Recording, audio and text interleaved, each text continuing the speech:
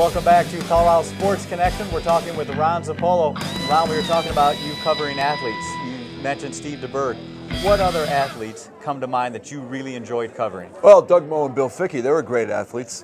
One side was, we were in Utah for a playoff series, and I actually videotaped Doug Moe and Bill Fickey playing tennis in the hotel, underground tennis thing, and it was like the worst thing I think I've ever seen. It was two big guys playing tennis, and they stood at opposite ends, like on the baseline, and if they hit the ball to each other, they were fine. But if the ball was more than that far away, they just let it go. So it wasn't McEnroe and Connors? Not exactly.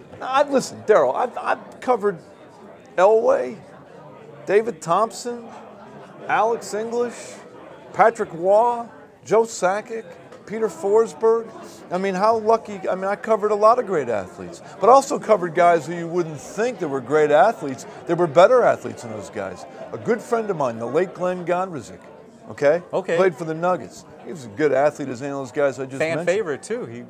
Gondo could do anything. Let me tell you something. I used to take Gondo out. We got very friendly. You could take Gondo to play tennis, platform tennis, throw a football, shoot a basketball, hit a baseball, throw a baseball, whatever you want, and Gondo could excel. I remember once we were on the road, I took Gondo and I were somewhere and there was a football, and Gondo bet me like 20 bucks. He could throw it 50 yards without it getting more than like 10 yards off the ground. And he could do it. Gondo could do anything. Gondo was a great athlete. So we've had a ton of great athletes come through, but the most competitive athlete, it would be very difficult to pick between Elway and Patrick Waugh. Patrick Waugh was as competitive as anybody I've ever been around.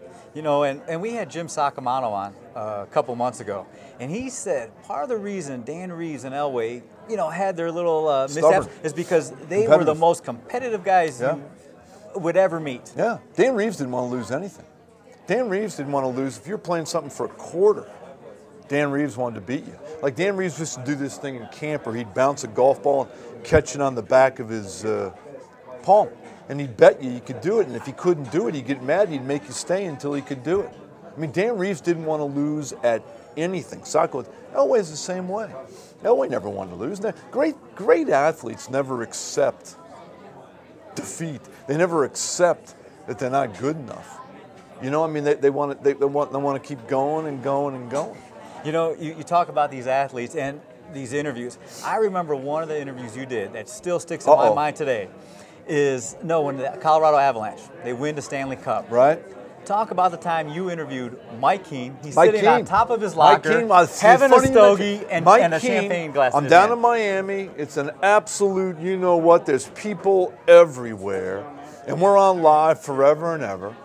And Mike Keane, they had these the visiting locker room there was like portable wooden lockers, but there was room between the top of the lockers and the roof, the ceiling. And Mike Keane, at one point I'm interviewing everybody, I wanted to get Mike Keane. Mike Keane said, you're going to have to come up here. So I got up as high as I could. Mike Keane had a stogie. He was holding, I think I think he had a stogie. He was still full uniform, and I interviewed him at top of his locker, and he couldn't have been happier. Remember, he came from Montreal, captain there, traded to Colorado. Next thing you know, he was with Waugh. They win a title. But Mike Keane, I remember that night, stayed in his. Everybody else was showered and dressed, ready to go. Mike Keane was still in his uniform. Didn't want to take it off.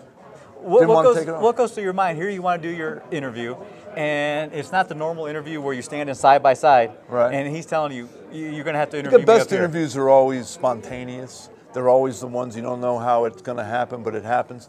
The first Super Bowl the Broncos won, the one in San Diego against Green Bay. I'm with John Henderson of the Post. We go down after the game. I got the wrong pass, and people have never been in Super Bowls. The security's high, so I couldn't get in the Bronco locker room. John Henderson and I are like, oh my God, what are we going to do? And I'm running around trying to get in the room. I can't get in the locker room. Time's going by, and I know I'm missing my slot, and I'm thinking, this is the worst moment of my life. I'm missing everything. Somebody else is picking it up for me, Todd Romero, whoever, and I'm like, now it's like 20 minutes have gone by, half hour's gone by. I'm distraught. Seriously, I'm distraught. So I go down to the field, hook up with my guy. And I'm standing there thinking, I've missed everything. And all of a sudden I see Janet Elway, who I'd known because I did Elway's show, so she would always come in after every game and sit in the room while I interviewed Elway to do it in the show for Sunday night. So I got to know her pretty well. And I'm telling her, this is the worst. I missed all the interviews. If Broncos win the Super Bowl, and I'm closed out. And she goes, well, just stand here because my husband's going to be out any minute because he ain't going anywhere without me. Long story short, he comes out, gives her a hug, and I tell him what's going on. He goes, come on, we'll make up for it. And the three of us, Janet and John, and we sat there and did like a 15-minute interview where all his emotion kind of came out with her, and everybody told me, oh, that was the best interview you ever did. So, moral being, sometimes when you think you've stunk out the joint, you end up with something really good. I did a bunch of them with Doug Moe, where he made them great by being funny. Like I did a bunch of them with Doug where I was at Channel 4 at the time, and we'd do a live shot after a game, and sometimes I was doing the games because I was working for Carl Shear doing the games. Sometimes I'd be back on the Channel 4 set. And I remember one night Wayne Cooper hit a jumper to win a game, and so Doug and Wayne Cooper are hooked up, but only Doug can hear me. And so I say to Doug, hey, ask Wayne, ask Coop, what happened in that last play when he got open and hit a jumper? And Doug would say, sure. Coop, Ron wants to know how you screwed up so badly that you got into the point and the ball found you and you closed your eyes and it went in. Well, we couldn't stop laughing enough, and those are the kind of things you always remember. And Doug was always good for doing that kind of stuff. So the best interviews are the ones that just they just happen. They're not planned. And I think I can speak for a lot of other people out there. That's why I think we enjoyed you with sports. You didn't take anything seriously. No. Nor did a guy like Doug Moe.